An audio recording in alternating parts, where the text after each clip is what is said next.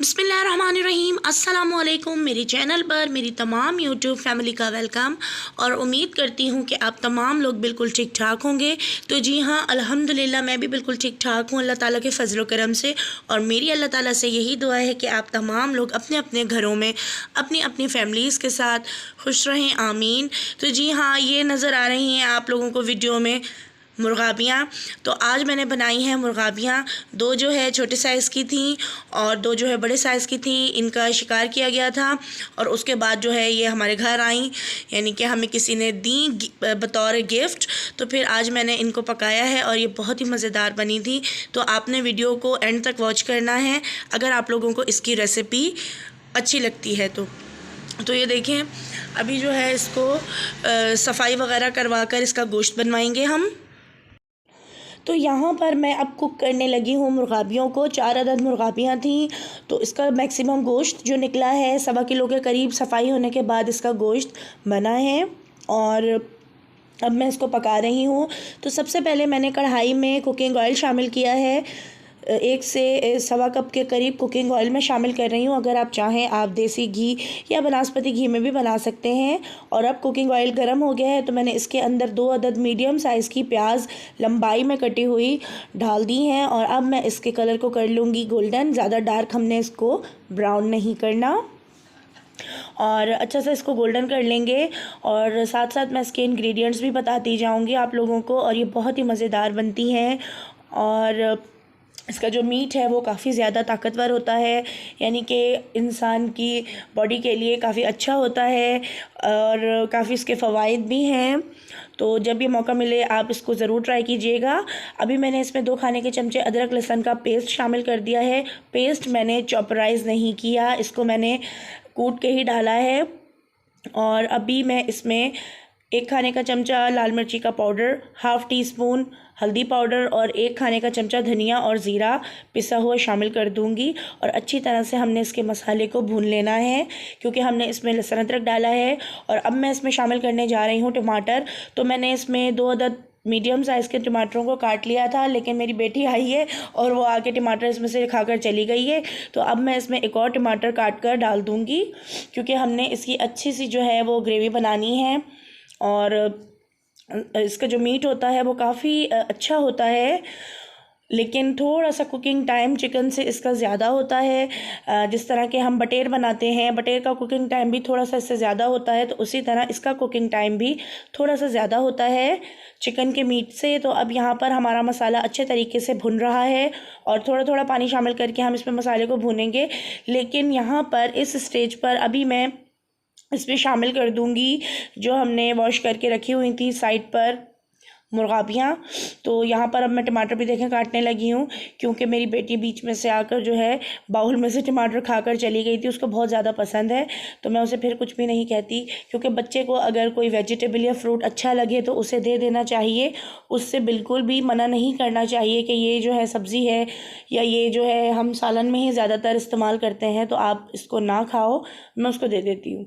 तो अच्छा, साथ साथ मैं ये भी कहूँगी, अगर अभी तक आप लोगों ने मेरे चैनल को सब्सक्राइब नहीं किया तो प्लीज़ मेरे चैनल को सब्सक्राइब करें, लाइक करें, शेयर करें और जो बेल का बटन है उस पर लाजमी प्रेस किया करें और ऑल पर भी लाजमी प्रेस किया करें ताकि मेरी हर नई आने वाली वीडियो का नोटिफिकेशन आप लोगों को मिल सके। नोटिफिकेशन मिलेगा तभी तो आप लोग मेरी वीडियोज़ को वॉच कर सकेंगे। तो यहाँ पर मैंने शामिल कर दी हैं मुर्गाबियाँ और हमने बिल्कुल भी इसको नहीं रखा, नहीं बचाया, सारी ही मैंने शामिल कर दी हैं क्योंकि थोड़ी सी ही थी। और ये तो सिर्फ सौगात होती है, यानी कि टेस्ट के लिए होती है। तो इस वजह से मैंने सोचा मैं इसको सारा ही बना लूँ और बच्चे जो है शौक़ से खाएंगे और हम भी इसे शौक़ से खाएंगे। अच्छा, बर्तन जो है यहाँ पर मुझे छोटा लग रहा था तो मैंने इस देगची में इसको डाल दिया है कढ़ाई में से निकाल कर, ताकि भुनाई करने में मुझे आसानी रहे। अच्छा, तो यहाँ पर जो है मैंने इसमें पानी शामिल करके इसकी कुकिंग के लिए मैंने इसको छोड़ दिया था, यानी कि इसके मीट को गलाने के लिए।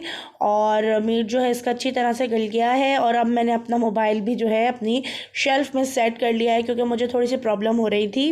एक हाथ से मैं कुकिंग कर रही थी और एक हाथ से मैंने मोबाइल को उठाया हुआ था। अभी बच्चे जो है वो छोटे हैं, उनकी जो हाइट है वो इतनी नहीं आती कि वो मेरी इस तरह से वीडियो बना सकें। तो बस यहाँ पर देखें, इसका जो गोश्त है वो भी काफ़ी अच्छी तरह से गल गया है और अब मैं इसको अच्छी तरह से भून लूँगी ताकि इसमें एक जो कच्ची सी स्मेल होती है, क्योंकि ये पानी में होती है तो इस वजह से इसमें एक जिस तरह फ़िशी स्मेल होती है वही स्मेल थोड़ी बहुत इसमें होती है, तो वो अच्छी तरह से इसकी निकल जाए। और इसकी भुनाई हमने अच्छी तरह करनी है और मसाले वगैरह जो है इसमें अच्छी तरह से ही शामिल करने हैं ताकि ये खूब जो है वो टेस्टफुल बने और मज़े मज़े से हम इसको फिर खाएं। तो यहाँ पर जो है मैं थोड़ा थोड़ा पानी शामिल करके भुनाई करूँगी, क्योंकि जो भुनाई का एक्चुअल तरीका होता है वो यही होता है कि आप उसमें थोड़ा थोड़ा पानी शामिल करके गोश्त को भूनें ताकि गोश्त की जो थोड़ी बहुत कच्ची स्मेल हो वो निकल जाए और अच्छे तरीके से गोश्त के ऊपर कलर भी आ जाए, यानी कि गोश्त की बोटियों के ऊपर। और यहाँ पर जो है अच्छे तरीके से मिक्स कर रही हूँ। साथ साथ मैं ये भी कहूँगी कि जो मेरे न्यू सब्सक्राइबर हैं उनका मैं बहुत बहुत थैंक यू करना चाहूँगी कि उन लोगों ने मेरे चैनल को सब्सक्राइब किया और मुझे अच्छे अच्छे कमेंट करके मेरी हौसला अफजाई करते हैं। एक प्याली दही, और दही को मैंने अच्छे तरीके से फेंट कर रख लिया था। अब मैं इसमें दही शामिल करके दही का जो पानी है उसको अच्छे तरीके से खुश्क कर लूँगी, यानी कि अच्छे से भून लूँगी ताकि जो एक दही की भी थोड़ी सी कच्ची सी महक होती है वो दूर हो जाए। और अभी मैंने थोड़ा सा दही डाला है, मैं साथ साथ इसमें सारा ही दही ऐड कर दूँगी, क्योंकि पहले मैं ये सोच रही थी कि दही जो है हमारा खट्टा ना हो। अगर हद से ज़्यादा खट्टा दही होता है तो उससे भी जायका जो है हमारे सालन का ख़राब हो जाता है। तो इस वजह से मैं दही इसमें देखकर डालूँगी। और आप लोग भी जब भी दही शामिल किया करें तो पहले दही को टेस्ट कर लिया करें कि दही जो है उसका जायका खट्टा तो नहीं है ज़्यादा। अगर ज़्यादा खट्टा है तो फिर आप उसको थोड़ा डालें या फिर उसको स्किप कर दिया करें, क्योंकि इस तरह जो हमारा सालन होता है ना वो हम इतनी मेहनत से बना रहे होते हैं और उसका जायका जब ख़राब हो जाए, हद से ज़्यादा खटास उसमें आ जाए तो वो फिर मज़े का नहीं लगता। और साथ साथ मैं ये कहूँगी कि रबीउल अव्वल का जो महीना है वो स्टार्ट हो गया है और अभी जो है 12 रबीउल अव्वल भी आ रही है। 12 रबीउल अव्वल के दिन हमारे प्यारे नबी हज़रत मोहम्मद मुस्तफ़ा सल्लल्लाहु अलैहि वसल्लम की विलादत हुई थी। तो ये तो ईदों की ईद है और इसमें ज़्यादा से ज़्यादा जो है दुरूद शरीफ पढ़ें और अपने घर में ज़्यादा से ज़्यादा लाइटिंग करें, चरागा करें, इसको बहुत अच्छे तरीके से सेलिब्रेट करें, क्योंकि तमाम ईदों की ईद जो है वो यही है। और इंशाअल्लाह ताला मैं भी इसे बहुत अच्छे तरीके से अल्लाह ताला की रहमत और मदद के साथ सेलिब्रेट करूँगी अपनी फ़ैमिली के साथ। और इंशाअल्लाह ताला इस दिन मैं कुछ अच्छा भी बनाऊँगी और अपने बच्चों के साथ और अपने हस्बैंड के साथ इसको बहुत ही अच्छे तरीके से इंशाअल्लाह ताला सेलिब्रेट करूँगी, क्योंकि इस दिन जो है छुट्टी भी होती है और इस दिन जो फ़िज़ा होती है वो इतनी ज़्यादा अच्छी होती है, इतनी ज़्यादा खुशगवार होती है और बिल्कुल एक फ़ील आ रही होती है कि हाँ वाकई में यही ईदों की ईद है। तो बस इसको बहुत ही अच्छे तरीके से मैं तो सेलिब्रेट करूँगी और आप लोग भी इसे बहुत ही अच्छे तरीके से मनाइएगा। तो बस यहाँ पर मैंने अपना कैमरा सेट कर लिया है दोबारा से अपने कैबिनेट में और अब मैं इसमें पानी शामिल करूँगी हाफ़ कप, ताकि जो इसकी ग्रेवी है वो अच्छी सी बन जाए।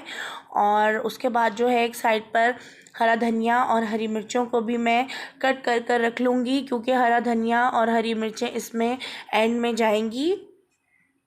और हरा धनिया जो है वैसे भी हेल्थ के पॉइंट ऑफ व्यू से बहुत ज़्यादा अच्छा है और हरा धनिया और हरी मिर्चें सालन के एंड में डालना मुझे काफ़ी ज़्यादा पसंद है। तो बस इसमें मैंने हाफ़ कप पानी डालकर इसको पकने के लिए रख दिया था। 10 से 12 मिनट ये कुक हो गया है और अब मैं इसमें शामिल करने जा रही हूँ हरा धनिया और हरी मिर्चें। तो हरी मिर्चें जो है तेज़ थी तो मैंने इसमें 2 ही हरी मिर्चें कट की हैं और हरा धनिया मैंने ले लिया था 2 से 3 टेबल स्पून कटा हुआ। तो बस अब मैं इसमें हरा धनिया और हरी मिर्चें शामिल करने के बाद इसका जो फ्लेम है वो ऑफ़ कर दूँगी और उसके बाद मैं इसे करूँगी डिश आउट। तो जी यहाँ पर फ्राई मुर्गाबियाँ हो गई हैं रेडी और आई होप कि आपको ये मेरा व्लॉग अच्छा लगा होगा। अच्छा लगा हो तो मुझे अच्छे अच्छे कमेंट कीजिएगा और बताइएगा कि मेरी रेसिपी आपको कैसी लगी। तो आज मैंने अपना व्लॉग इस वजह से भी नहीं बनाया है क्योंकि मैं जो है कुछ थकी हुई थी और आज मैं दिन में नहीं सोई थी, इस वजह से मैं व्लॉग नहीं बना सकी, सिर्फ रेसिपी ही बनाई है। तो अगले व्लॉग के साथ फिर मिलेंगे और इंशाल्लाह ताला व्लॉग ही होगा। जब तक के लिए अपना बहुत सारा ख्याल रखिएगा और मुझे अपनी दुआओं में याद रखिएगा। अल्लाह।